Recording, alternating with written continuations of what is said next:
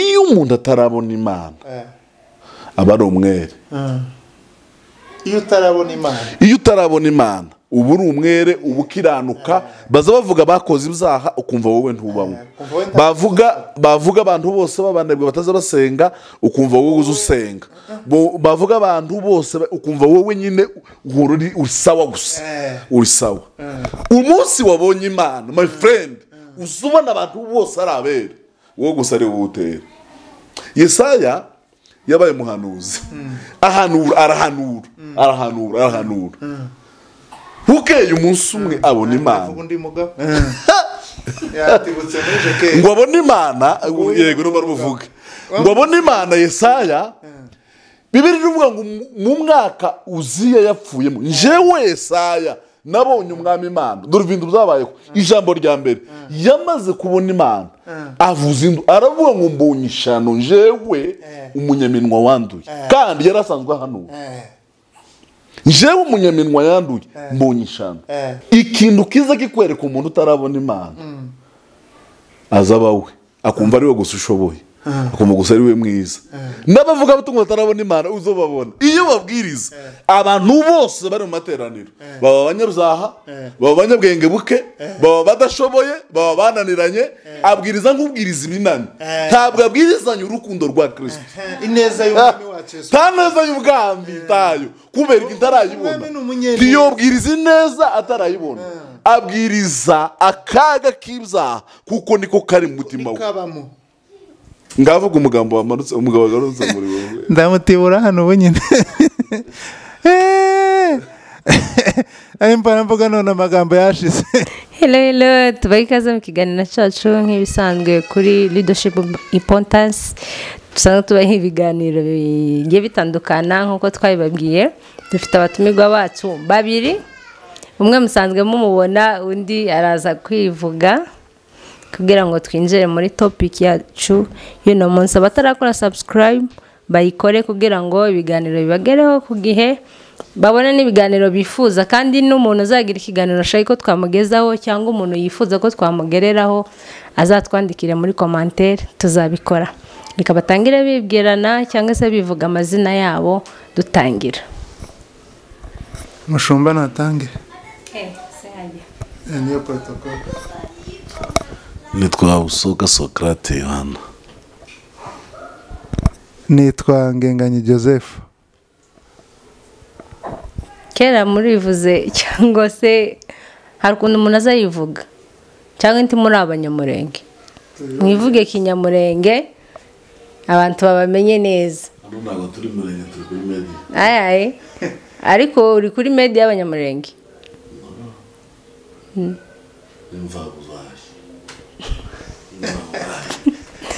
Sawa, nta kibazo, reka turakomeza tuganire. Baraza gusoza bivuze ntimugire ikibazo. Ikintu tugiye kuganiraho cy'uno munsi, tugiye kuganira hejuru y'ubutumwa bwiza. Hari abantu bavuga ubutumwa bwiza cyangwa ubutumwa batarabusobanukirwa neza cyangwa se batazi icyo ari cyo. Bamwe na bamwe bakabukora nabi cyangwa se bakabivuga nabi bitewe n'uko umuntu yabyakiriye cyangwa se yabisobanukiye ku giti ciwe. Ariko aba bantu turi kumwe babifitemo ubumenyi bwinshi. Reka ibo badusobanurira uko babyumva cyangwa se ubutumwa bwiza umuntu agomba kubukora gute. Reka duhere hano. Murakoze cyane kandi kutubaza icyo kibazo. Njyewe uko mbyumva cyangwa se uko ibyanditswe bivuga, ubutumwa bwiza dufite aho tubukomora. Ntabwo ari ikintu twituriramo gusa nk'uruzi, ariko dufite ubutumwa bwiza bwahereye kuri Kristo. Kristo abupasa intumwa nazo zigenda zibupasanya rero kugeza ku bamisiyoneri babukuye Uburayi bakabutugezaho. Rero ubutumwa bwiza ni ukuvuga nyine ubuzima buhindura, ubuzima bwa Yesu Kristo buhindura abantu. Rero wenda iyo ugiye kuvuga ukavuga ibintu biri muri environnement, sinzi ko biba bikira ubutumwa bwiza, biba ari igipindi n'ibindi. Murakoze. Ubutumwa bwiza,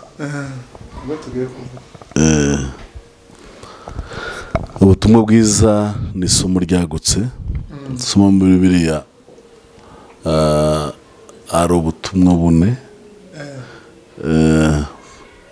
Ubutumwa bwiza uko bwanditswe na Matayo, ubutumwa bwiza uko bwanditswe na Mariko, ubutumwa bwiza uko bwanditswe na Luka, ubutumwa bwiza uko bwanditswe na Yohana.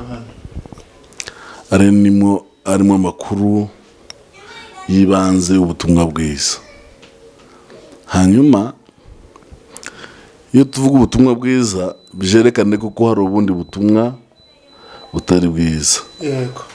Hari igihe rero twarimo tuganira n'umuntu kuri iri jambo, namwe ati ari amatorero amwe bahora baterana ariko batarabwiriza ubutumwa bwiza n'umunsi n'umwe. Ati gute? Yohana umubatiza tuzi ko yajeho nka mbere ya Yesu. Yavuze ubutumwa ariko butari ubutumwa bwiza. Yarimo abwira abantu ngo nimwihane ubwami bw'Imana buri hafi. Ariko yarangiza akaba bita abana b'incira. Ndetse igihe yarimo abatiza bamusanga muri Yorodani, yisoma Bibiliya arasa n'uwababajwe nuko abantu baje kubatizwa. Kuko yarabawe ninde utumye muza mw'abana b'inciramwe. Yagize akababaro. Hanyuma Yesu ngwaza iwaza arimo yegera abantu, aja kuri sayidi y'abantu, hanyuma abereka ubwami bw'Imana, abereka Kristo, abereka ubuntu, abereka agakiza. Hanyuma ahindura imbaga nyamwinshi. Ubutumwa bwiza bwa Kristo rero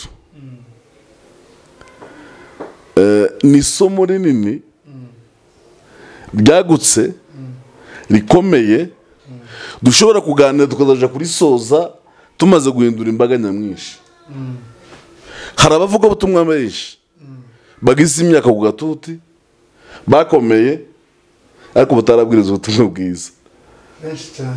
Bagize imyaka, umuntu akabwiriza imyaka 50-60 ariko atarabwiriza ubutumwa bwiza. Nivuga rino jambo abantu benshi bashobora gutekereza ngo nagiye kuri sayidi y'ubuntu n'amategeko. Icyo ntabwo ari ibintu bihuye. Ni ukumenya intego yo kubwiriza ni iki. Icyo mbwiriza ni iki. Kimarira iki? Yes, ndakivugira iki. Ashfata ujya kugira ngo twumvikane. Ndakivugira iki. Nga munyamakuru tuza kumuta. Ariko uraguma ubaza igihe uje kubaza urabaza. Turamusingiriza mikrofone. Yesu yabwiye abigishwa be. Bari 12. Umwe avamo. Yesu yasize 11. Afata 11 arabatuma. Arababwira ngo nimugende mu isi yose. Mugende mu mahanga yose. Yes. Muhindure abantu kuba mwebwe, kuba bigishwa. Kuba bigishwa, abana bigisha. Step ya mbere kwari kugira abantu abigishwa. Abigishwa. Apana bigisha. Kubera iki? Kwari kugira ngo igihe bazabwiriza ubutumwa bwiza. Ubutumwa bwiza. Kubera iki? Kubera ko bufite. Ntabwo Yesu yafasha abigishwa be ngahita batuma uwo munsi yabafasha. Ahubwo yabanjije kubana nabo imyaka 3 n'amezi 6 abigisha umunsi ku wundi ubutumwa bwiza gusa. Abigisha ibintu bitatu. Icambere yabigishije ubuntu bw'Imana. Cya kabiri abigisha ubwami bw'Imana. Cya gatatu abigisha kuza ku bwami bw'Imana. Hanyuma arabatuma. Ibi rero mugende mubibwira abandi nabo mubagire mwebwe. Nimamara kupasinga ishuri namwe mubatumwe. Mubarekure bagende. noneho rero nabo nibabwiriza nabo nibaje kubwiriza bigisha abantu ubwami bw'Imana bubanze nabo bubatsengeremo nabo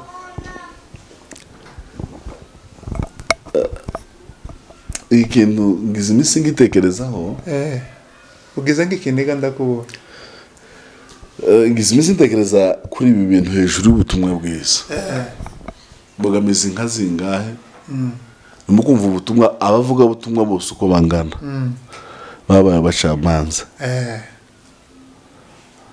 bari mu gufata abantu akaje imbere y'amateraniro agasiga abantu bose amateraniro bose aba ari ubuye shitani uzi impamvu basingirije shitani amateraniro yose agasiga yafashe amateraniro yose akageza shitani hanyuma we akaba umwere wenyine akicara ku ntebe y'Imana. Iyo umuntu atarabona Imana azabona ari we wenyine uzoje mu ijuru. Nageze soma Bibiliya ikavuga ngo uzabona ishano wowe ubona ibyo gukiranuka kama mbona abantu bazabona ishano none yegerano ngo uzabona umugisha wewe ukora ibyo gukiranuka uzabona ishano wowe ukora ibyo gukiranirwa kama mbona abantu nyine bazabona ishano kababona kandi kabyishimira kabona byatinze ko babona ryashano none biravuga ngo uzabona umugisha wowe ukabona ni jewe kandi nkumva neza mfite umugisha jenyine kandi nkabona birambereye. Umunsi umwe ndimo nsoma Bibiliya soma ijambo risanzwe nangize iminsi soma biba muri Yohana ibice 3:16 havuga ngo kuko Imana yakunze abari mu isi cyane zatumye itanga umwana wawe w'ikinege kugira ngo umwizera wese atarimbuka ahubwo ahabwe ubugingo buhora.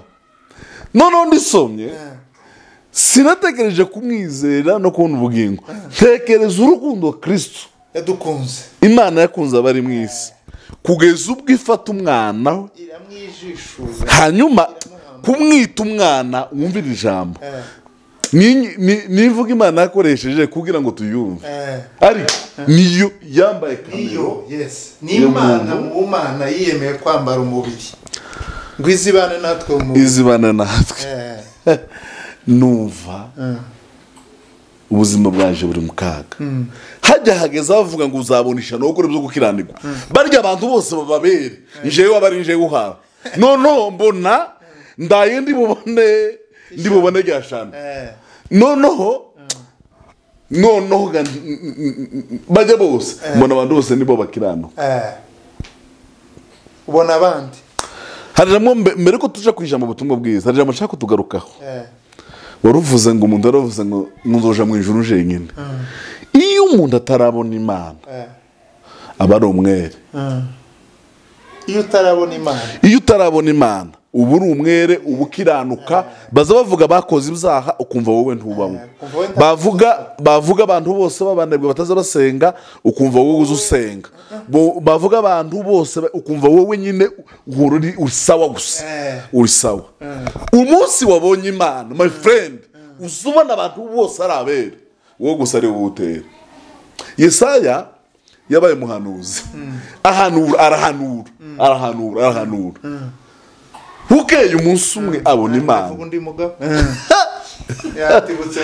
ngo abone Imana yego no baruvuga ngo abone Imana. Yesaya Bibiliya ivuga ngo mu mwaka Uziya yapfuyemo njewe Yesaya nabonye umwami Imana dore ibintu byabayeho ijambo rya mbere yamaze kubona Imana avuza indu aravuga ngo mbonye ishano njewe umunyaminwa wanduye kandi yarasanzwe ahanura njewe umunyaminwa yanduye mbonye ishano yaga kongera kuvuga kandi Imana yazimuvugisha Imana ituma marayika wayo afata ikara ritwika amagambo ntuze amajari yari ku minwa yakuraho iramweza. Ikintu kiza kikwereka umuntu utarabona Imana azaba we akumva ari we gusa ushoboye akumva gusa ari we mwiza. N'abavuga abatumwa batarabona Imana uzobabona iyo babwiriza abantu bose bari mu materaniro baba abanyaruzaha, baba abanyabwenge buke, baba badashoboye, baba bananiranye, abwiriza nk'ubwiriza ibinani, ntabwo abwirizanya urukundo rwa Kristo, ineza y'umwami wacu Yesu, nta neza y'ubwami tayo kubera ko itarayibona. Iyo bwiriza ineza atarayibona, abwiriza akaga k'ibyaha kuko niko kari mu mutima we. Ngavuga umugambo wamanutse, umugabo agarutse muri wowe ndamutibura hano ubu nyine. Impana mvuga none amagambo yashize. Nanje umugabo tuko turavuga ku bantu bacira abandi urubanza, Pastor yari yavuze. Hari umugabo nasonye muri Bibiliya muri Luka 16:18, abagabo babiri, umukoresha w'ikoro n'umufarisayo. Umufarisayo yarazamutse, ni Yesu waciye umugani ngo baje gusenga imbere y'Imana. Umufarisayo ngo ageze imbere y'Imana aravuga ngo simezega nk'uyu mutipe. Uranse. Njewe simeze nk'uyu. Uyu njewe ntanga icya-10. Njewe nzasenga niriza kabiri mu cyumweru y'indaza yiriza. Gusenga n'ibindi ni sadaka zo gufasha abapfakazi n'abake. Ndi uwa mbere. None ndirirwa mvuga ndunsubiza. Umukoresha w'ikoro ngo umukoresha w'iko akira databusha akira ndamu ati wewe ati jewe sinkwira no gukwegera, sinkwira no kubumbura amaso nkuri, jewe ndi mubi ndi umunyaka ariko ndakubonye ngirira ubuntu. Ngo ndaba Bibiliya ivuga ngo ndababwiza ukuri kuko ngo watsindishirijwe ni umukoresha w'ikoro. Kandi umufarisayo ngo yagaza yiriza kabiri mu cyumweru agatanga icya-10 ngo agakora amasadaka ngo n'indi mirimo yose ari ikigisho nateguye ejo bundi ndi mu modoka numva kinjemo gusaba nushije amajoro gusabana n'Imana none ndagitegura ndimo ngitegura ngira ku kintu cyo gusenga. Umuntu wasenze ntazavuga ko yasenze ahubwo azasenga. Umuntu wasenze ntazabwira abantu ko yasenze ahubwo azasenga, ntazabwira abantu ko batazabasenga ahubwo azabona nubwo yasenze atasenze ahubwo ari uri mu bukene bwo gusenga.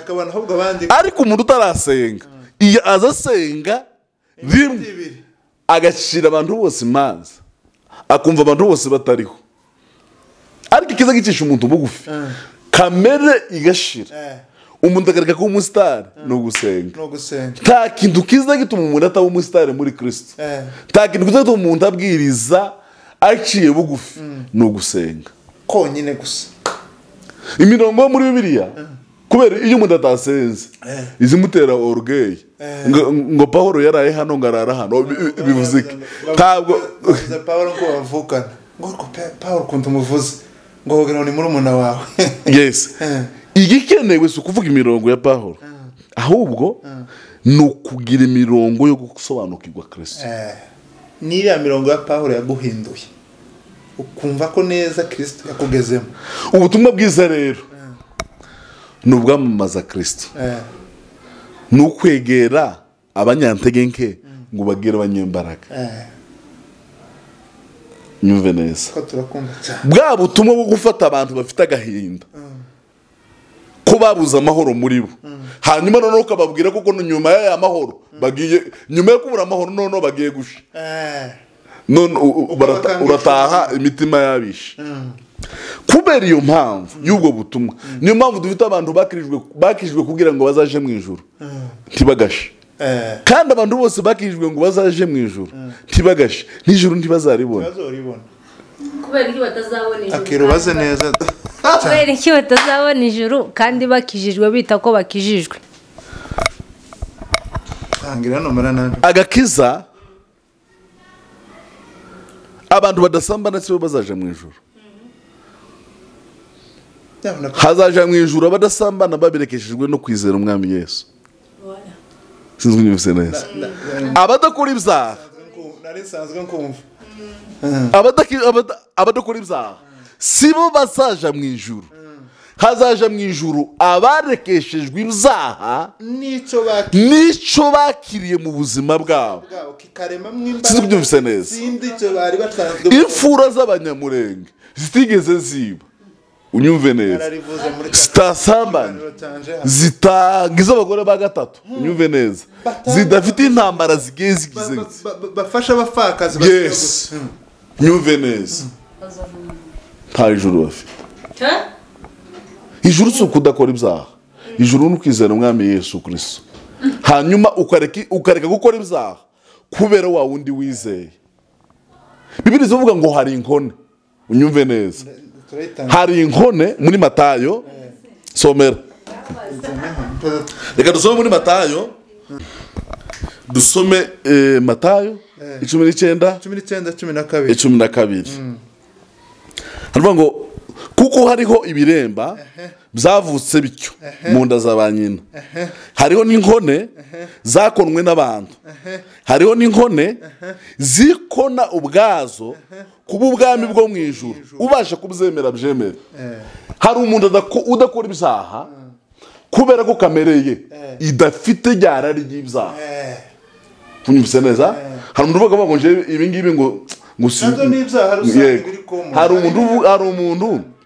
umuntu ureka ibyaha hari umuntu ureka inzoga atari kubera ko inzoga iwe kuri we ari icyaha akayirekeshwa nuko inzoga yamunaniye izimwangiriza cyangwa se atigeze ayimenya yabaye mu buzima budahura nayo unyumvise neza ni ukuvuga ngo uriya ntabwo azahemberwa gukiranukira inzoga nk'umuntu wenda tuvuge yakoze ibyaha bitamuturutse reka mvuge gutyo ariko akavuga ati Imana nimfasha nkareka iki cyaha nzakivaho burundu uyo nawe ntazabona ijuru hari umuntu tuvuge ngo for example tuvuge ngo ndasambana ntabishaka wenda ku mpamvu nkavuga ati Imana nimfasha izi mpamvu zikavaho iki cyaha nzakireka burundu nta muntu usambana abishaka gusambana kose kuva ku mubi ariko wewe ukingura rya rembo unyumve neza ni wewe nawe ubikoze ubishaka unyumve neza nta mpamvu yotuma icyaha ukora kibicere ngo uvuge ngo mfite ubukene reka nsambane mbone amafaranga imbeho ntabwo ari byo kubera ko ukora abandi nabo batasambaniye amafaranga ariko babayeho sinzi kunyumvise neza ariko tugaruke kuri ya jambo kugira ngo tuze kurisobanura Paulo yandikiye Abaroma igice 12 uriya murongo wa mbere no kabiri kugeza ku ngano arababwira ngo bene data mutange imibiri yanyu ibi bitambo bizima byera bishimwa n'Imana kandi ariko kwikorera kwanyu gukwiriye cyane none umvira ijambo rimwe rero ugiye kwasoma neza batagira none hasome numara tuvuge twitonze wumve amagambo avamwe nuko bene data ndabinginga kubw'imbabazi z'Imana umve neza tugarutse muri rya jambo ry'ubutumwa bwiza ntabwo abashanyuye ntabwo abakabukiye ntabwo abataye bavandimwe bene data hari inyigisho zibiri hari ukubwiriza hanze abantu badakijijwe hari no kubwiriza abantu bakijijwe umuntu waretse ibyaha n'umwitoro ugize imyaka 25 10 ingahe tumubwiriza nk'ubwiriza gasiya tubwiriza nk'umuntu nk'umupfu uramuhugura muvandimwe mwene data kubw'imbabazi z'Imana ndakwinginga ngo utange umubiri wawe ube igitambo kizima cyera ishimwe harimo amagambo 3 1 igitambo kizima ni ukuvuga ngo ugomba kureka gusambana umubiri wawe ufunctiona ufite irari unyumve neza niba ugomba kureka gusambana ariko iyo umubiri wawe udafite irari udafite ububasha bwo gusambana ukareka gusambana ntabwo wakiranukiye gusambana sinzi unyumvise neza ni ukuvuga ngo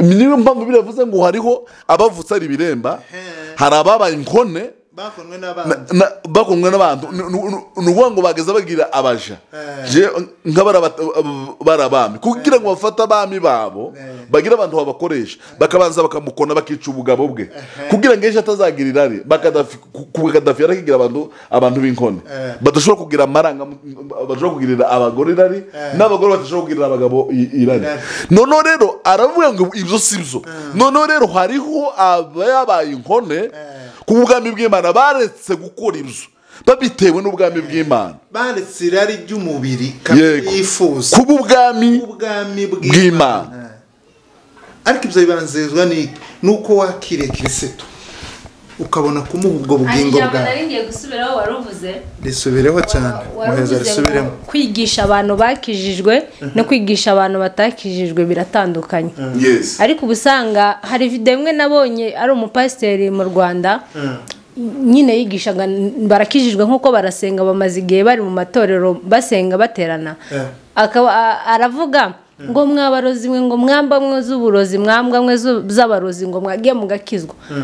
Uko sukurengera pasiteri gana subiza mu pasiteri sinsubiza mu pasiteri kuko simuzi ndasubiza wowe ariko ndavugira ijambo rimwe hari inyigisho zo mu ikanisa hari inyigisho zo hanze abantu bizera umupasiteri ufite abakristo ahameza guhagarara imbere akabita abarozi unyumve neza ni wowe umurozi Bibiliya irabivuga iravuga ngo wite umuntu umurozi niwe murozi Bibiliya ibivuga yanisha kubwira iki hari abarozi bafite ibyicaro Bibiliya twemera ko tubita abarozi nusoma Bibiliya hariho nduze abafumu abandi bose bari mu itorero mu gihe umuntu wagize amahirwe akaza mu itorero tugomba kumukabukira nigeze kubivuga umwe mbambwiriza ari wacu ntabwo tufite capacity yo kugenda tubwiriza mu muhanda kubera ko twabuze ubwo bushobozi hanyuma rero tugakunda hano hari abantu benshi mu gihe tugize amahirwe bakaza nitubabwirize nk'abavandimwe tubabwire ubutumwa bwiza bubohora tubabwiriza ubutumwa bwiza bukiza unyumve neza ni gute umuntu umuha ameza agatanga icacumi ukamubatiza bwacu ugahagarara imbere ukamubwiriza ubutumwa umubwira ko ari umurozi cyangwa wowe utabikora ugahereza umuntu agatuti ku bakristo bawe nta bapagani barimo hanyuma akababwiriza inyigisho kubwiriza abapagani mwabarozi mwe muzabona ishana mwabarozi mwe muzaje dukwiriye kubabwira gutya abana batarakizwa ntukwiriye kubabwira gutya dukwiriye kubabwira ngo hari uwabakunze mbere yanyu bene wacu bakunze gukoresha aya magambo yo ni nkaho niba arabonye kwihanukira ugasanga avuze icyaha runaka ngo ntabwo uri kuvugira kuri mikrofone ngiyi turayimuha bene wacu bakunda gukoresha aya magambo ugasanga n'abantu bakijijwe ariko bari gukoresha langaje zimwe zitameze neza zisa nkaho bari gukanga abantu bisa nkaho bari kubihamya koko tuzi runaka arabikora ugasanga bamwe bavuye mu masengero bakwazitse ugasanga umwe anafite n'icyaha ashaka kwihana agatinya kwihana kubera rya jambo pasiteri we bavuga cyangwa undi muntu wese abasengana avuga ntago babahugura barabakankamira ibyo bintu bigatuma abakristo benshi bagira ihungabana hari abavuga butumwa babwiriza hari n'abapasiteri bagomba kwigisha Bibiliya ivuga ijambo rimwe itegeko rya mbere ryo kugira ngo umuntu abe pasiteri agomba kuba azi kwigisha apana kubwiriza kwigisha iki rero ni ukwigisha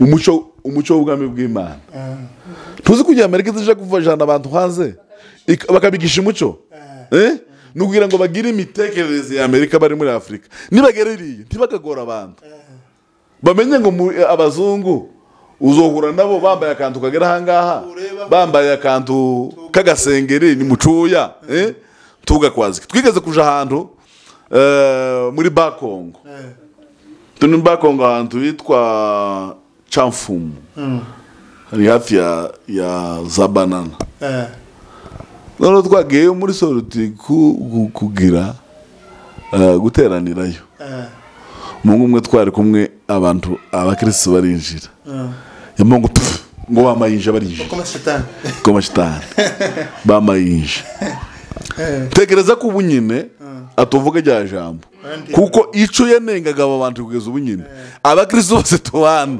niko bameze niko bimeze unyumvise neza kubera iki yaravuye ruguru iwacu araza agenda mu ndege adaciye mu bakongomani benshi abo yahuye nabo muhanda bambaye ibitenge bintuze noneho ya masara ngo bamayinja ngo barasutse imitwe hari ubutumwa hari ikintu ugomba kugira impamvu Amerika yigisha imico yabo kumere kujana abantu na za Canada na za hehe no kugira ngo ugire imitekerereze yiwawe impamvu Kristo yasabye ko tugira abigishwa nukubigisha ubwami bw'Imana kubatoza ubwami bw'Imana ubwami bw'Imana rugeze icambere kiba mu nyigisho z'ubwami n'urukundo Imana yakunze abari mu isi ubwo rukundo rero iyo wamaze kubwigaruka ba muri wewe ubwirizanya urukundo ubwirizanya neza tubutaza Bibiliya ivuga amakuru reka kugira ngo bagwira mu nzu y'Imana yawe ayo mahirwe yaboneka se amahirwe yaboneka ikiza kwereka umuntu tugize amahirwe abapagani bose bakaza mu ikanisa sa akazi kacu kubita abapagani mu ikanisa twebwe akazi kacu no kubereka urukundo rw'Imana Bibiliya ivuga ngo Yesu abigishwe bigeze kuza ngo abantu batwinjiyemo ngo urabona arababwira ngo nimureke urukungu rukurana n'amasaka ako ni akazi k'umusaruzi wewe kuraje gukora akazi k'umusaruzi kandi uri umutezi hanyuma bigende gute wewe akazi kawe ni ugutera no kubagara umusaruzi niwe uzasarura amasaka urukungu rurekere mu murima ariko kubera kutamenya Kristo twebwe twabaye abasaruzi mbere ko dutera tubanza tugaca imanza hanyuma noneho tukanabagara hanyuma umurima tukawugurisha ugasarurwa tukawusarura Bibiliya yaravuze iravuga ngo nuhugura abamama muzabahugure uzabahugure nk'ababyeyi bawe nk'abamama bawe ngo nuhugura abakobwa ubahugure nk'abashiki bawe nuhugura abahungu ubahugure nk'abavandimwe bawe baruna bawe abagabo ubahugure nkaso unezerewe uzi impamvu Mani tubabarire uzi ikibazo cyabayeho twabwirije ubutumwa bwiza tutarabwakira umuntu atarakizwa akaje kubwira abandi bantu gukizwa nigeze kubyumvana uriya pasiteri wo muri Tanzania Daniel Mugogo ngo kwa bahati mbaya ngo kuto unaenda kutafuta ngo nawe unaweza tafutwa yego uje gushaka kandi nawe woshaka ikizakwereka ndi mukubona ubutumwa buri nahangaha umuntu ugahabwa agatuti wamara gushika ugatuti uhereye ku mushumba wajya kanisa ukamugira umupagani ikorera ukayigira abapagani y'abagore ukayigira abapagani abayumbuka bagira injiji wanyumvise neza aho abanyamasengesho ukabagira abanebwe baraho noneho ugafatikana ukarishimuta ukaryaka Imana n'abantu ukarigira iryawe pasiteri ukamugira umusambanyi ukamugira umurozi ubundi nta nyigisho zo kubwiriza zigomba kwataka pasiteri mu ikanisa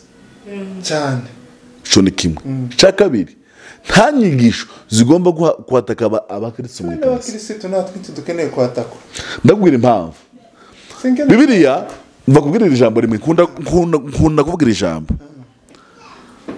hari abantu batatu bavukanaga mu isano rya kera Mose na Aroni na Miriyamu umunsi umwe Miriyamu na Aroni barahura bavuga Mose avuga n'Imana wenyine icya kabiri yarashatse umunyamahanga ngo bamuvuge Imana irarakara bamuvuga nyine birarenze kuko biriya bintu bimwe itazivuga iza yiyubaha imana irababara ibwira Mose ngo fata Miriyamu na Aroni bazane ku rusengero ngo nkore ikintu ndi bukore ngo bagere ku rusengero amibwira Mose ngo narakaye yamihana Miriyamu imuteza ibibembe kubera iki ngo yakuvuze nabi yagututse Mose abazimana Miriyamu na Aroni ntibamvuze bombi ati yego kubera ko uhanye Miriyamu imana iramubwira ngo Aroni namuhamagariye kuba umutamzi wo kweza abantu kiyobemba nabemba azeza abandi bantu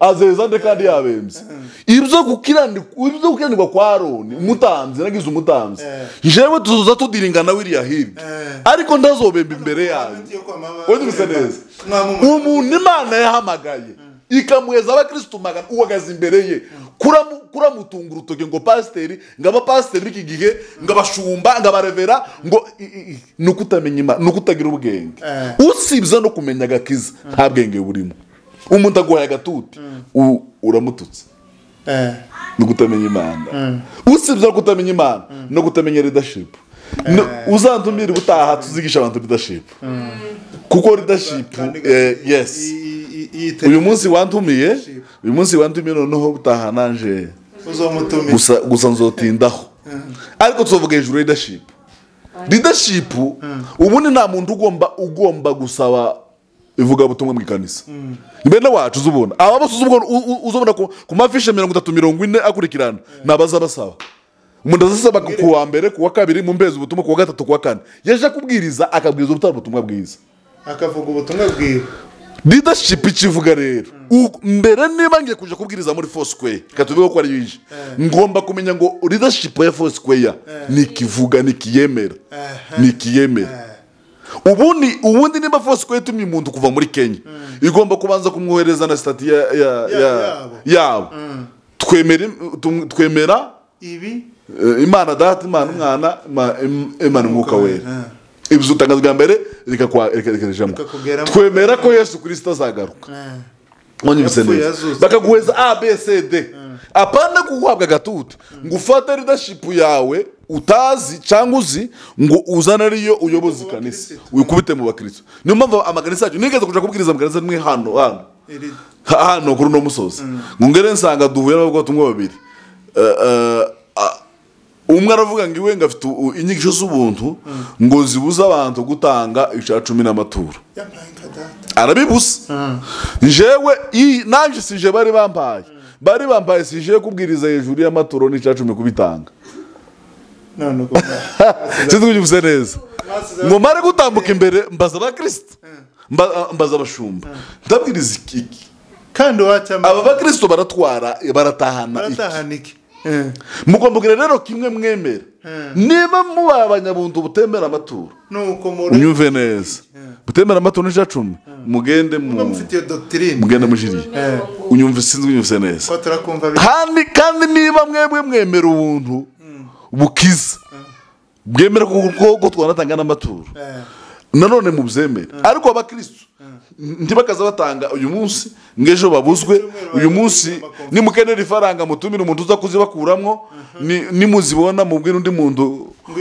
ngwende babwire ko ntazo dukeneye nuko umuntu wese umuvuga butumwa umuntu wese watumiwe n'abandi baza basaba agomba kuba afite imirongo ngenderwaho yitorero inyizerere yitorero ntarengwa kubera abashumba tugira badakunda itorero mbese hari kudakunda hari no kutamenya hari no kutaba amaso umuntu wese azaza agahabwa agatuti akamumanura inkuba ziwe akazikubita mu bakristo agataha ejo undaje akamazana imvura z'umuyaga akazikubita mu bakristo ejo mu gitondo akazana izuba nawe akazikubita mu bakristo ni ukuvuga ngo kajumu niyo mpamvu tugira abantu badakura ngo baje mu mwuka abakristo bakora gute babwiriza ubundi itorero rigomba kugira inyigisho niba ari kugaruka kwa Kristo bikaba igihembwe niba ari pasiteri muri urwo rusengero udashoboye kwigisha izo nyigisho yicara akamenya umuntu ubizi akamutumira bakigisha inyigisho tukavuga ngo izi nyigisho turimo reka dutekereza Joseph yozivugaho bakagutumira tukagwishyura indege nje gusa muri iyo nyigisho ariko kubera iyo mpamvu tuzadutumira umukomedi none nibo bagwiriye wanyumvise neza rero tugatumira umucamanza ejo bundi tugatumira umushinjacyaha wanyumvise neza rero tugatumira polisi hari umugabo umwe wavuze ijambo w'umunyamurenge Imana abanyamurenge baza bahishurirwa yaravuze ngo Yesu yakoze amakosa ngo yagiye mu ijuru atadusigiye gereza y'ikanisa yatadusigiye gereza y'ikanisa uzi impamvu se yarabonye akajagari ubutumwa bwiza si ukubyuka mu gitondo ngo utekereze uko utekereje ngo umanure ugomba gutekereza uko Kristo yatekerezaga ukabwiriza ubutumwa uko Kristo yatekerezaga ukavuga ubutumwa uko ubwami bw'Imana bwubakitse birabuse kera iwacu umuntu yagaze ku bitaro bakamuheza ikiri panado kamagenda heza abantu mu muhanda ngo naje yararwaye wowe aho yakamuheza panado ndakamuheza ngaka ugasanga ikiri ntayinyweye wanyumvise neza tirangira none bigatuma abantu bajye bose bivuje kuri ya muti ya wa wundi umwe yawunyoye atipimisha indwara arwaye undi n'indi ndwara yawe bariye ariko kuko paracetamol ikora ku ndwara nyinshi kandi nawe akanywaho iryo joro akarara neza ukarara neza ariko bose badakize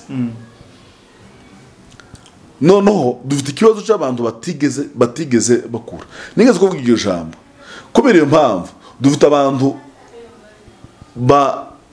bakuze batavutse tugira abandi bantu bashaje badakuze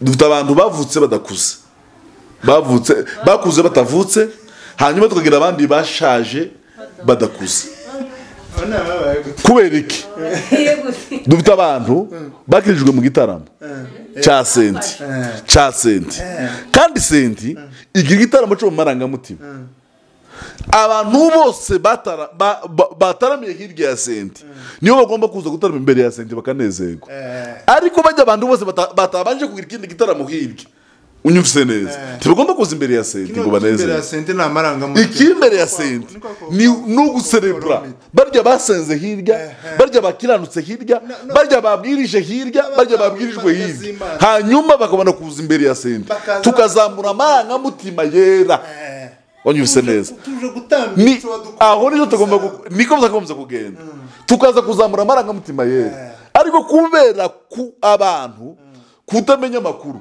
umuntu azaza akaza gushakira agakiza imbere y'umuziki w'amarangamutima niyo mpamvu turimo kugira abantu bahanura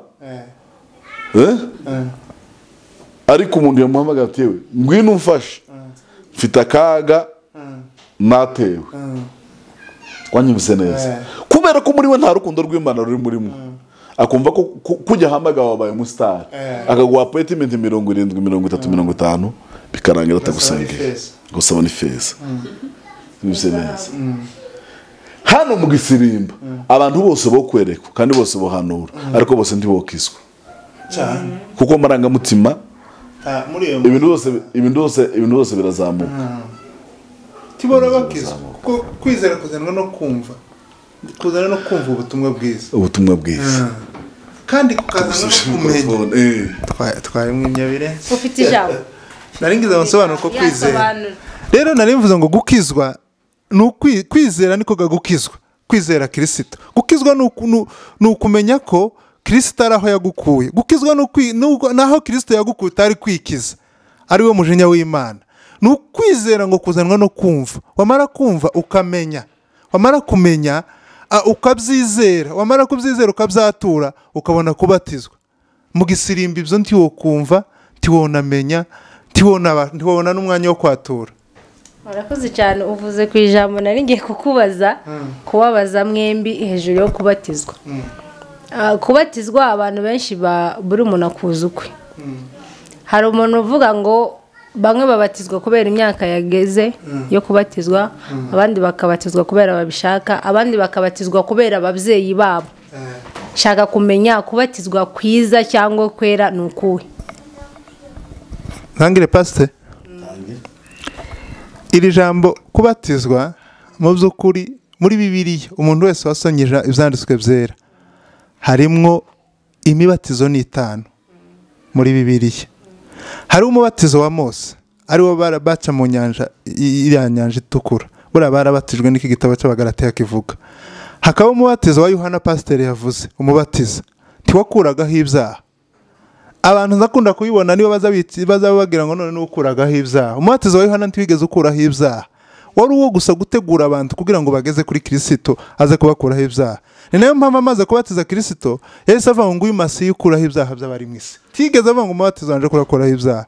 Uwo rero navuze uwa Mose, wa Yohana umubatiza, hakaba umubatiza w'umwuka wera ari wo kwizera Kristo. Umunsi umuntu yizeye Kristo nibwo abatizwa mu mwuka.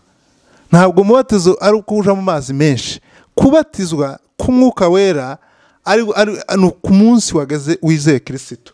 Mbese ku bushake bwawe. Paul yaravuze mu gitabo cy'Abaefeso kuri 1 no kuri 7 banze kampasome nimara soze iyo mibatizo ndayivuga yose. Haravuga ngo niwe namwe mwiringiye mumaze kumva ijambo ry'ukuri ari ryo butumwa bwiza bw'agakiza kanyu, kandi mumaze kwizera niwe wabashizeho ikimenyetso ari cyo mwuka wera mwasezeranijwe.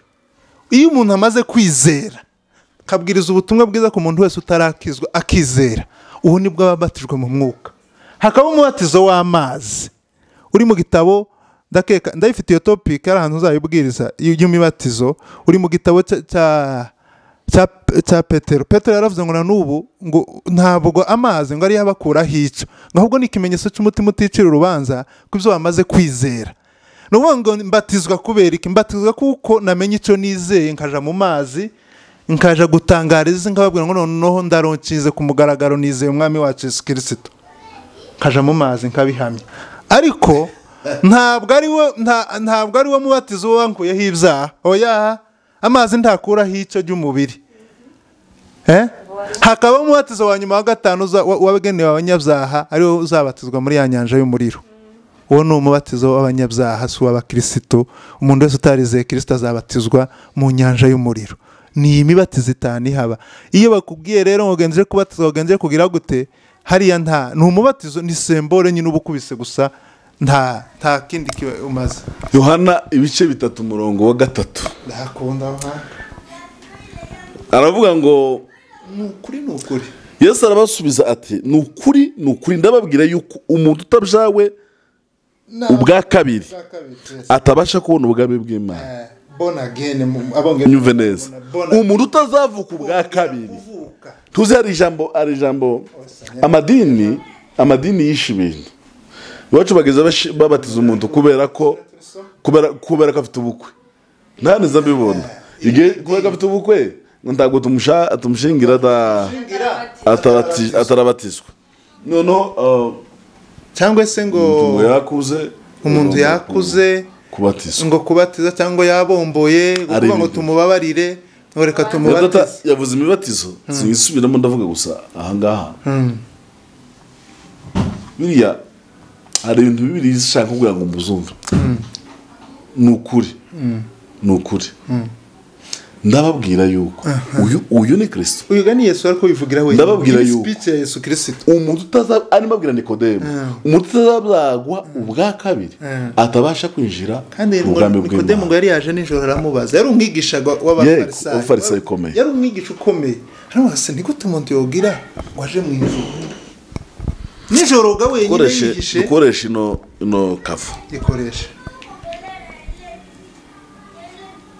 Ni ukuvuga ngo umuntu n'uyu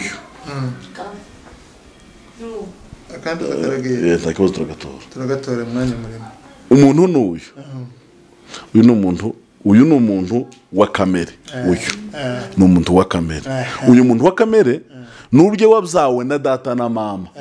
Wanyumvise neza.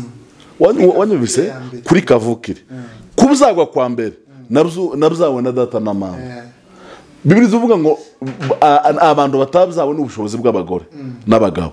Twebwe rero twabuzawe n'ubushobozi bw'abagore n'abagabo ku maraso. Ndi umunyamurenge uvuka mu nzu ya naka mama uvuka ahangaha baranshaka ngo bakamenya. Abangaba rero unyumve neza, abangaba nibo Bibiliya yavuze ngo nibatabzaga ubwa kabiri batongera kuvuka ntibazabona ubwami bw'Imana. Hanyuma iyo umuntu rero abatijwe aba yongeye kuvuka undi muntu araza akaba muri mwe.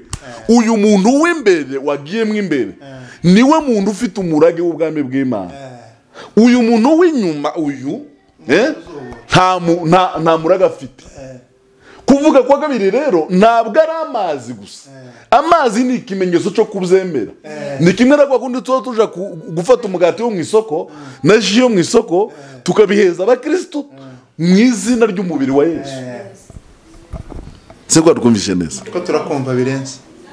Umubiri wa Yesu ndagura ihari ntabwo tubwira mu makanisa twona urya, ariko kiriya ni ikimenyetso cyo kwemera icyo Kristo yakoze cyo kubyemera. No kuja mu mazi rero niyo amazi yayandi tumesesha mu myenda yayandi tujamo tukoga ubucafu bw'umubiri. Hari amadini amwe nzambona umuntu adakora icyaha mbere ko aje kuja gusenga guhura n'Imana akabanza agakaraba ubucafu akaraba n'amazi kandi yamara akamayemera. Bibiliya ivuga muri Yeremiya ibice 2 hazavuga ngo nubwo mwakwiyegiza isabune ngo nyinshi mbese mukagira n'ibishenga bizinze uburyo bizwe mu Kinyarwanda ibyangwe ukoresha ibyangwe ukitsima ngimbere yanje mwaranduye. Imana imubwira Yeremiya ari amazi ntabwo ashobora kutweza. Ikize kutweza ariko nukwemera Yesu Kristo. Hanyuma iyo twizeye umwami Yesu mu Baroma ibice 19 hansomera mutobore ukoresha ibyanditswe nugira ngo abantu bumve. Abaroma bice 9 no ku 10 no ku 9 ndahazi nanje 10 no ku 9 turasoma no ku 10 ndese umva amagambo arimo azavuga ngo niwatuza akanwa kawe yuko Yesu ari umwami ukizera mu mutima wawe yuko Imana yamuzuye uzakizwa. Unyumve neza kuko umutima ari wo umuntu yizeza akabarwaho gukiranuka kandi akanwa akaba ariko yatuza agakizwa. Kwizera konyine kwizera umwami Yesu kuko ari umwana w'Imana abana birato kumwizera ko yafuye akazuka ni za kabiri point ya kabiri. Ariko icyambere kubanza kumwizera kuko Yesu ari umwana w'Imana. Kabiri ukizera ko yafuye kubera wewe hanyuma akazuzwa n'imbaraga z'Imana. Ibyo yibyizeye uba wakijwe. Ariko sasa ni urugendo wamara kubyizera ibigasaba kuhaguruka ukabyatuza. Kwatura rero ni indahiro. Kubera iki uyu muntu wa mbere afite amagambo yamwatuweho, afite amagambo yandi yakera inkomoko yo kuri Adamu na Eva iri ruguru yo kuri Adamu. Ari amagambo y'inkomoko kuri Adamu afite ibintu byinshi by'akarande. Bibiliya guzara abantu batembera karande ariko Bibiliya bisobanuka byemera. Iriya nkomoko rero ngomba kubanza njeho kuyicaho kavuga ngo noneho natuye ko Yesu Kristo ari umwami n'umukiza w'ubugingo bwanje. Uyu muntu wa kabiri uvutse akaba anda y'umwami Yesu. Iyo byo maze kubyizera point ya gatatu nono nyuma yo kwatura no kubatizwa. Twebwe ikosaga dukorera amakanisa yacu tuza tubatiza umuntu atari uko iwe yemeye twebwe twamwemeye twagera dukora n'amakosa tukigisha abantu tuzakora amakosa tukigisha abantu umubatizo mbere yuko babatizwa kandi siko kuko nta muntu wo kwigisha umwana amasomo ataravuka. Ngomwe ko umwana avuka nyuma yo kuvuka akigishwa. Sibyo nyine ndimukona bakorera abantu bataravuka amafete kubera ubuyobe. Ariko ariko nyuma yo kwizera umutima ukatura umuntu agomba kubatizwa. Kubatizwa rero y'amazi ni ikimenyetso cyo kwemera, ni ukwemera ukabishyira mu kimenyetso ugapfa. Umuntu wa kera akaba arapfuye, hanyuma umuntu mushya akaba arazutse. Ni kubatizwa ni iherezo ry'umuntu wa kamere, n'itangiriro ry'umuntu w'umwuka. Baravuga naje kubatiza. Hanyuma rero ari undi mugabo nkunda mu byanditswe, Filipo, yahishuriye ko inkone yasomye igitabo itayumva, ngo ari mwisoma igitabo cy'umuhanuzi Yesaya, ariko nticumve. Umwuka w'Imana uza kuri Filipo uramubwira ngo genda wegere uriya muntu umusobanuriza ahasoma. Filipo amugezeho, ni nacyo kibazo dufite, ntitwumve ibyanditswe. Aramuhaza ngo ese ibyo wasoma kurabyumva? Noneho ya nkone iramubwira ngo nabyumva gute ntabonye ubinsobanurira? Filipo ngo arabimusobanurira. Ngo bageze ku mazi, ya nkone iramubwira ngo ese ko duciye ku mazi wambatije? Filipo aramaza ngo ese wizeye ibyo navuze? Wizeye? Ya nkone iravuga ngo nizeye. Ahita amujyana mu mazi aramubatiza. Bivuze iki se? Bivuga ngo habanza kwizera, habanza kumva, kumva agakuzana no kwizera, kukazana kubatizwa. Kandi mwumve ikintu kukazana kwatura. Yes, mwumve ikintu kiza kitubyara ubwa kabiri. Ikintu kiza kitubyara ubwa kabiri ntabwo reka ndeke kuvuga mwuka wera kugira ngo tutaza gutinda. Ikintu kiza kitubyara ubwa kabiri ngiki hano ngiye kugisoma mu gitabo cya Petero wa mbere 1:23. Kuko mwabyawe ubwa kabiri, mutabyawe n'imbuto ibora, ahubwo mwabyawe n'imbuto itabora, mubiheshejwe Petero wa mbere 1:23, mubiheshejwe n'ijambo ry'Imana rizima rihoraho. Umvishe ikintu kiza kitubyara ubwa kabiri ni ijambo ry'Imana riza rituma tugira inyota yo kuja kubatizwa. Suko twakuze twagize gute, ahubwo nuko hari ikiba cyatuvutsemo. Nukuvuga ngo kuvuka ubwa kabiri niki? Nuguta, kuko pastor yaravuze ngo nuguta ino mind ya mbere, imitekerereze ya mbere ukayita, ugatora imitekerereze misha muri Kristo. Murakoze cyane. Sinzi ko arakoze cyane. Ikindi kibazo nari ngiye kubaza cyanyuma dusoza ikiganiro cyacu, nkuko mwari mubivuze hejuru yo kubatizwa, nkuko twe twavuze ikibazo nabajije, hari abantu babatijwe kubera batabishaka. Uwo muntu ashaka kubatizwa yobatizwa kandi, cyangwa se yobigenza, cyangwa hari ukundi yobigenza atarinzwe kandi kubatizwa ijya kabiri?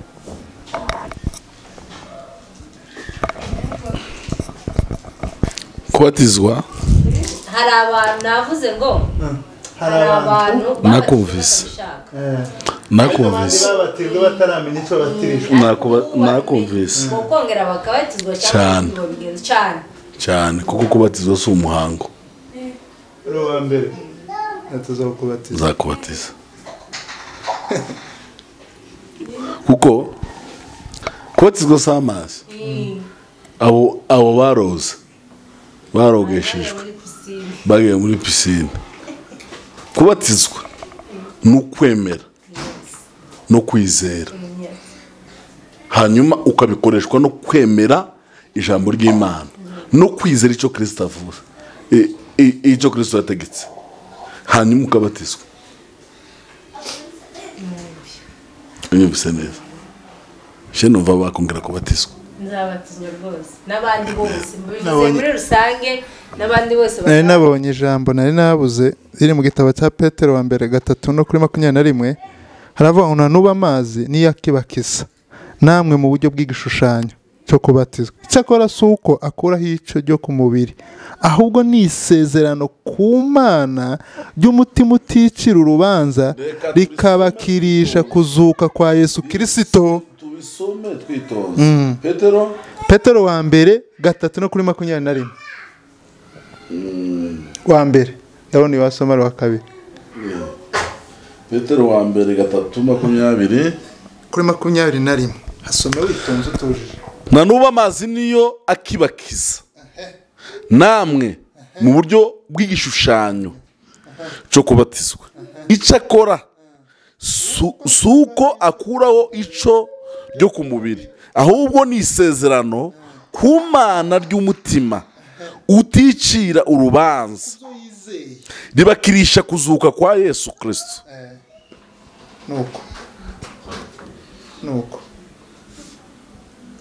nuko ukabyara rero ku muntu cyane